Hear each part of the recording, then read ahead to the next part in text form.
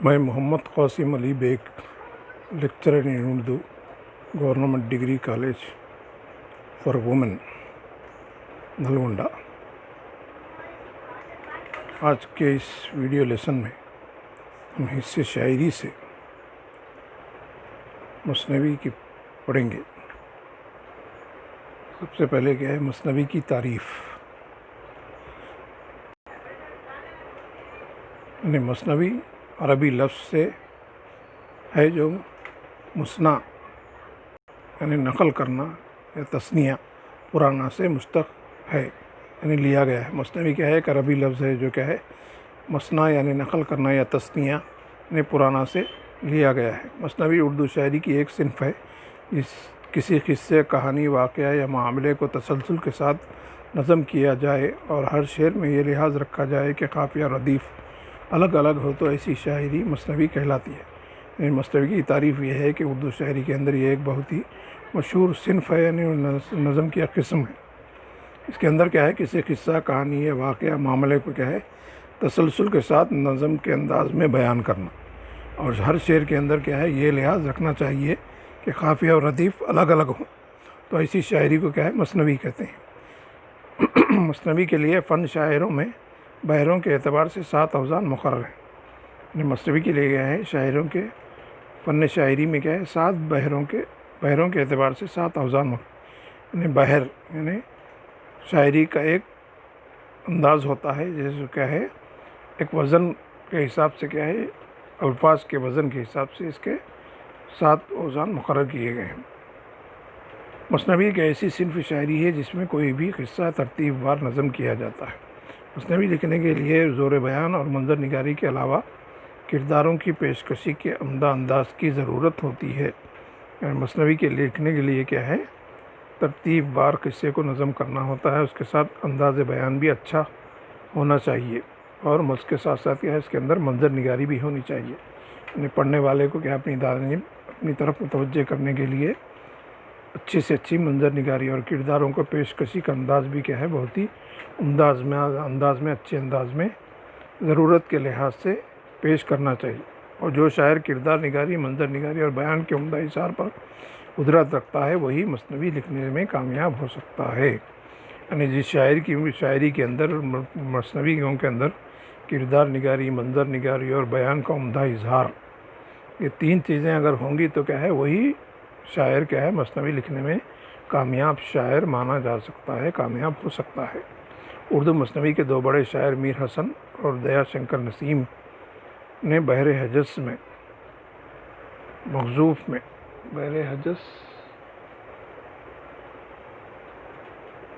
مغزوف میں شہر البیان اور گلزار نسیم مثنویاں لکھیں۔ یعنی اردو ادب کے اندر مثنوی کے 2 بہت بڑے شاعر مانے جاتے ہیں، میر حسن اور دیا شنکر نسیم۔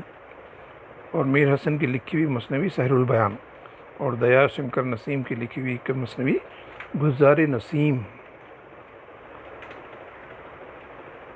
یہ مثنوی کا تعارف۔ اس کے بعد کیا ہے مثنوی کے اجزائے ترکیبی، یعنی کون کون سی چیزیں مثنوی کے لکھنے کے لیے ضروری ہیں ہونی چاہیے۔ روایتی مثنوی نگار شعراء نے اس صنف کو لکھنے کے لیے 8 چیزوں کو ضروری قرار دیا ہے جنہیں بنا کر مثنوی لکھی جاتی ہے۔ یعنی بس شعراء کیا ہے اس کو لکھنے کے لیے 8 چیزوں کو ضروری قرار دیتے ہیں۔ شروع میں یہ بات مثنوی لکھنے کے ضروری سمجھے جاتے ہیں۔ اس کے بعد کیا ہے یہ اجزاء کیا ہے ان سے علیحدگی اختیار کی گئی ہے، یعنی ان اجزاء کو ضروری نہیں سمجھا گیا ہے۔ اس کے اندر کیا ہے 8 چیزیں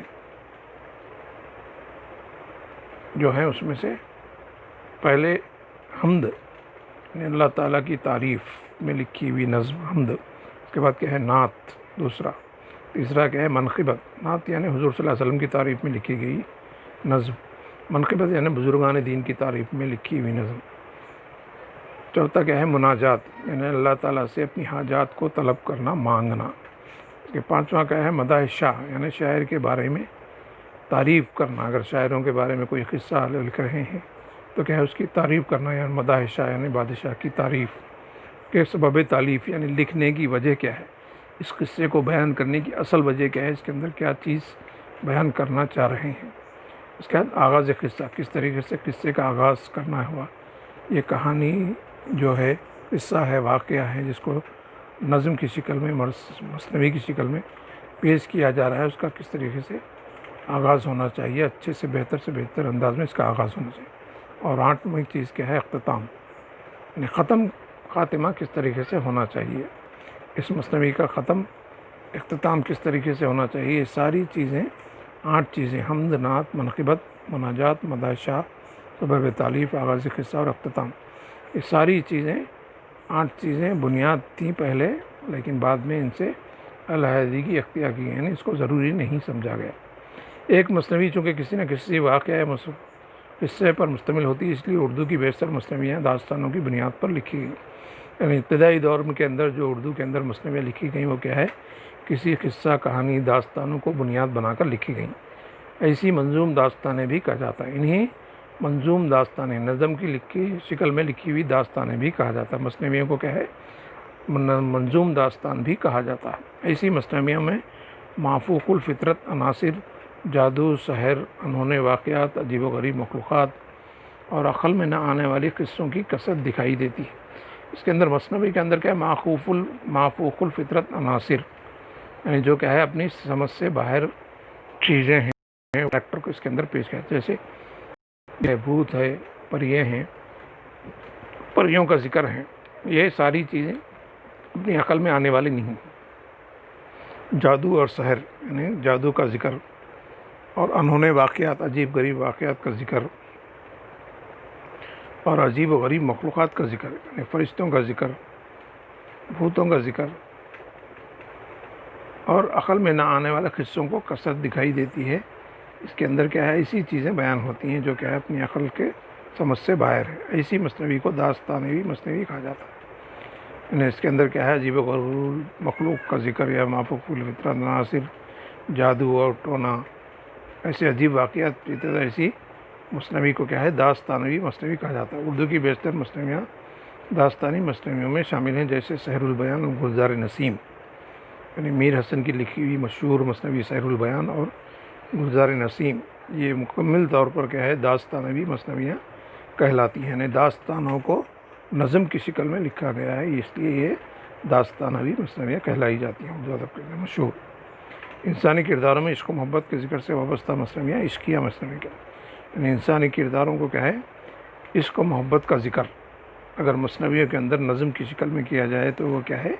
عشقیہ مثنوی ہے. مثنوی کی دوسری قسم، ایک قسم کیا ہے؟ داستانوی مثنوی، دوسری عشقیہ مثنوی. یوسف، زلیخا، قسطم و مشتری وغیرہ اردو کی عشقیہ مثنویاں. مثال کے طور پر عشقیہ مثنویوں کے اندر کیا ہے؟ یوسف علیہ زلیخا، یوسف علیہ السلام اور زلیخا کی محبت کا ذکر اس مثنویوں کے اندر بیان کیا. اور قطب مشتری، یہ کیا ہے؟ عشقیہ مثنویوں کے اندر شمار ہوتی ہیں. ایسی مثنویوں میں بھی مافوق الفطرت عناصر کا ذکر ہوتا ہے، لیکن عشقیہ مثنوی کے اندر بھی کیا ہے؟ بعض مافوق الفطرت عناصر، یعنی اپنی عقل میں نہ آنے والے کردار کو بھی اس کے اندر پیش کیا جاتا ہے. مثنوی کی سمت میں تبدیلی اس وقت پیدا ہوئی جب شاعروں نے مافوق الفطرت عناصر اور ماروایی باتوں کو نظر انداز کر کے زندگی کی حقیقتوں اور مسائل کو مثنوی سے مربوط کر کے نمایاں کیا، تو جدید مثنوی عمل میں آئی. یعنی یہاں پہ کیا ہے؟ تیسری قسم کے اندر کا شاعر کیا ہے؟ ان ساری باتوں کو نظر انداز جو اس سے پہلے لکھی گئی، یعنی مافوق الفطرت عناصر اور ماروایی باتیں، یعنی جو سمجھ میں آنے والی باتیں نہیں، ایسی باتوں کو چھوڑ کر کیا ہے؟ ایک نئے انداز، جدید طرز کی مثنویوں کو لکھنے کا رواج.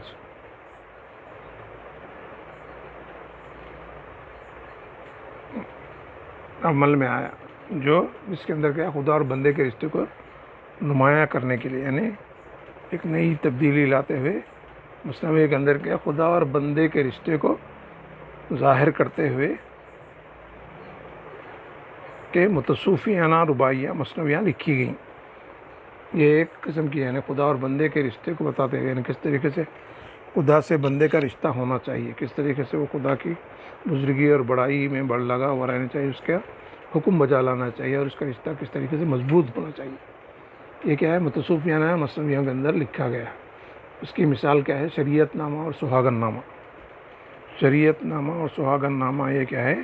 متصوفیانہ مثنویوں کے اندر مشہور مصنویاں ہیں. کسی مصنوی میں مذہبی قصہ نظم کیا ہے تو وہ مذہبی مصنوی کہا جاتی ہے. یعنی ایسی مصنوی جس کے اندر کیا ہے کوئی مذہبی قصہ بیان کیا جائے، نظم کیا جائے، لکھا جائے تو وہ کیا ہے مذہبی مصنوی. حالات حاضرہ اور مسائل سے وابستہ مصنوی جدید مصنوی کہلاتی ہے. یعنی آج کل کے حالات کے اوپر، آج کل کے مسائل کے اوپر اگر کوئی مصنوی لکھی جائے تو وہ کیا ہے جدید مصنوی کے اندر شمار کیا جاتا ہے، جس کی بنیاد مولانا حالی نے بیوا کی مناجات اور چپ کی داد کے ذریعے رکھی. جدید مصنوی کی روایت بنیاد کیا ہے مولانا حالی نے لکھی. مولانا حالی نے کیا ہے بیوا کی مناجات، یعنی جب کوئی عورت کیا ہے بیوا ہو جاتی ہے تو وہ کس طریقے سے اللہ سے اپنی حاجات ضروریات مانگتی ہے، مناجات کرتی ہے. اور چپ کی داد یعنی کس طریقے سے کیا ہے کسی پر مصیبت آ گئی تو کیا ہے اپنے آپ کو چپ رکھ کر اپنی تکلیف کو صرف اللہ سے بیان کرنا. یہ کیا ہے دو عنوانات ہے، بیوا کی مناجات اور چپ کی داد. اس پر کیا ہے مولانا حالی نے کیا ہے بہت ہی اچھے انداز میں کیا ہے مصنویاں لکھی ہیں. اور جانثار اختر کی امن نامہ، کیفی اعظمی کی خانہ جنگی، علی سردار جعفری کی جمہور کو حالات حاضرہ کی مصنویوں میں شمار کیا جاتا ہے. اس کے علاوہ کیا ہے آج کل کے حالات کے اوپر جانثار اختر کی لکھی ہوئی مصنوی امن نامہ، کیفی اعظمی کی خانہ جنگی. امن نامہ کس طریقے سے دنیا کے اندر امن اور چین پیدا ہو سکتا ہے، کس طریقے سے امن قائم کیا جا سکتا ہے. اور کیفی اعظمی نے کیا ہے خانہ جنگی کس طریقے سے دنیا میں چل رہی ہے، ایک ملک دوسرے ملک سے کس طریقے سے اندرونی طور پر لڑائی جھگڑے کر رہا ہے. اور علی سردار جعفری نے کیا ہے جمہور یعنی جمہوریت کیا ہے، کس طریقے سے جمہوریت کو کیا ہے اپنے ملک کے اندر کیا ہے جمہوری نظام قائم کیا جا سکتا ہے. یہ عنوانات پر کیا ہے آج کل کے حالات حاضرہ پر مصنویاں لکھی گئی ہیں. اس کو کیا ہے حالات حاضرہ کی مصنویوں میں شمار کیا جاتا ہے. اگرچہ مصنوی کا دور ختم ہو گیا لیکن جدید مصنوی کی روایت آج بھی یعنی مصنویوں کو لکھنے کا رواج ختم ہوا لیکن جدید مصنویاں لے کے آج کل کے حالات پر، آج کل کے مسائل پر جو مصنویاں کہی جا رہی وہ کیا ہے آج بھی کچھ شعراء اس کو جدید مصنویوں کی طرز پر لکھ رہے ہیں.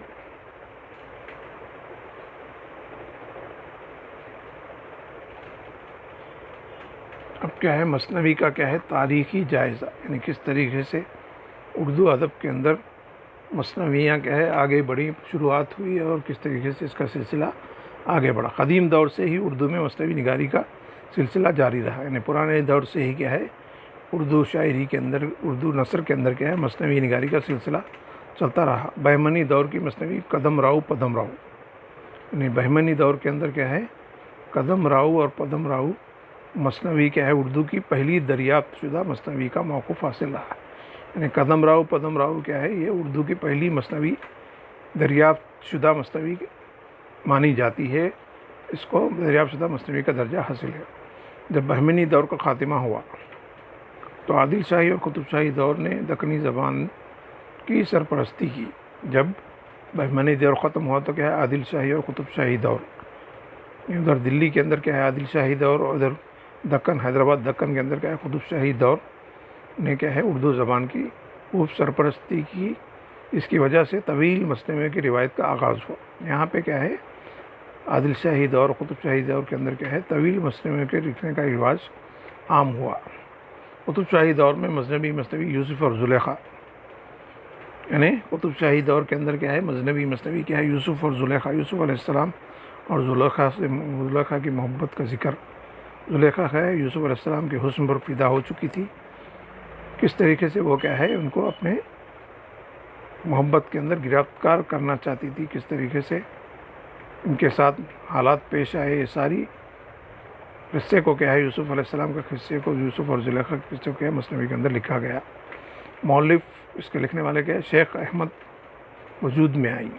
ملا وجی نے مصنوی خطوب مشتری تحریر کی اور اسی زمانے میں کیا ہے ملا وجی نے کیا ہے مصنوی خطوب مشتری تحریر کی. اس کے علاوہ سیف الملک بدیع الجمال مشہور ہوئی اور اس کے علاوہ بھی کیا ہے سیف الملک بدیع الجمال یہ بھی ایک مشہور مصنوی ہے.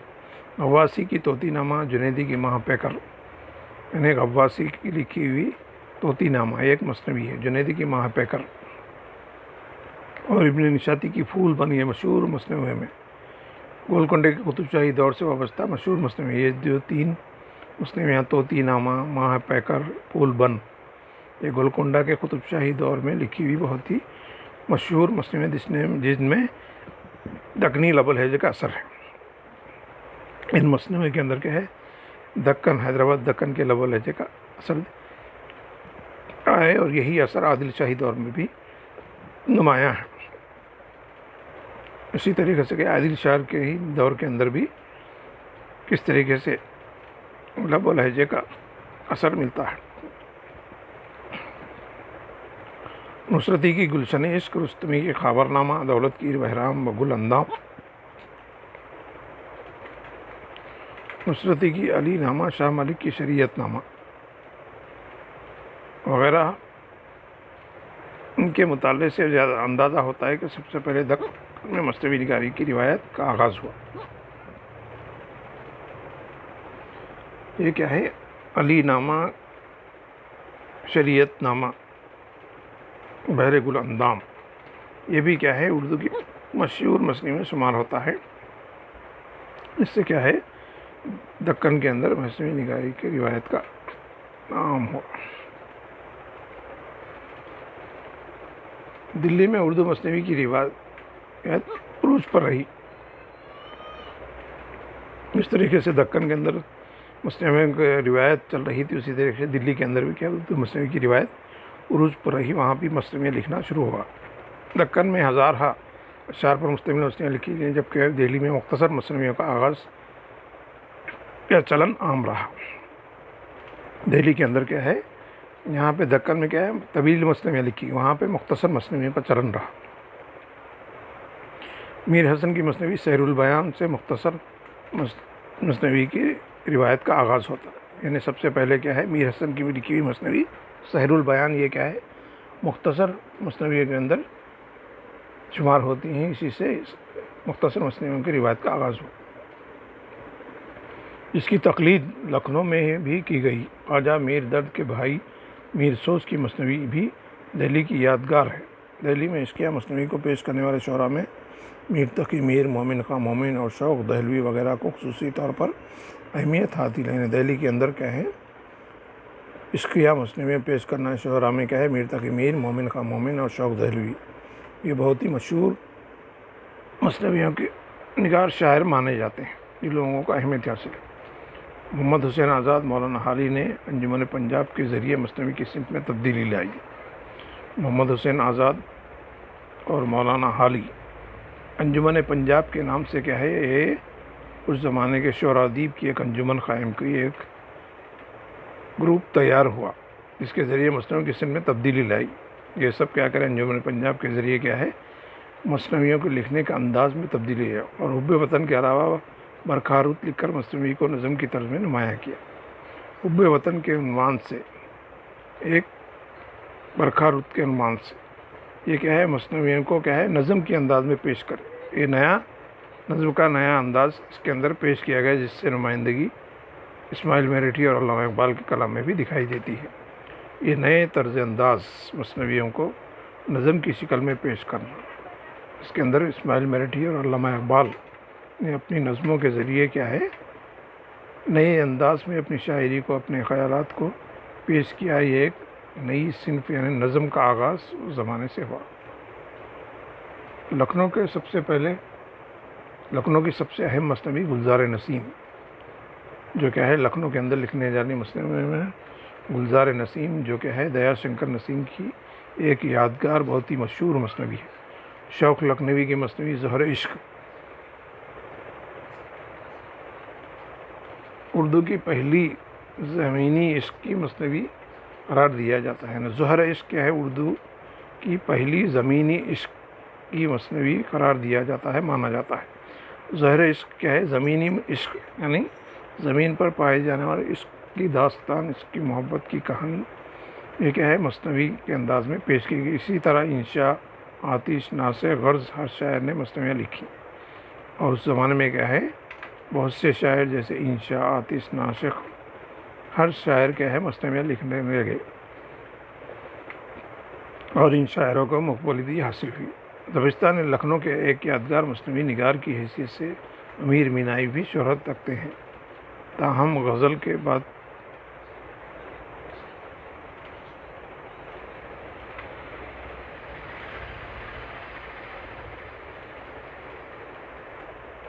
دبستان لکھنؤ کہ ایک غدر مسلم نگار کی حیثیت میری معنی بھی شرف تھے، تاہم غدر کے بعد طویل مسلم کا رواج کو زوال آیا۔ تاہم غدر کے بعد زوال آیا اور نظم کی ترقی کی وجہ سے مصنوعی قسم پر توجہ کم ہوئی، یعنی مصنوعی کو زوال آ گیا اور نظم کی ترقی ہونے لگی، مصنوعی پر کم توجہ ہونے کی وجہ سے اس طرح رفتہ رفتہ مصنوعی کی صنف زوال آمد روز ہو گئی۔ یہاں سے مصنوعی کا رواج ختم ہوگا اور نئی قسم نظم کا آغاز ہوتا ہے۔ ترقی پسند شاعروں نے اس صنف کو فروغ دینے پر اپنی توجہ مرکوز کی، انہی میں ایک ترقی پسند شاعر جاں نثار اختر کی مصنوعی سے اقتباس بطور مطالعہ پیش ہے، یعنی اب جو نئے طرز پر مصنوعیاں لکھی جا رہی ہیں اس کے اندر کیا ہے، جاں نثار اختر کی مصنوعی یہاں پہ پڑھنے کے لیے کیا ہے، پیش کی جا رہی ہے۔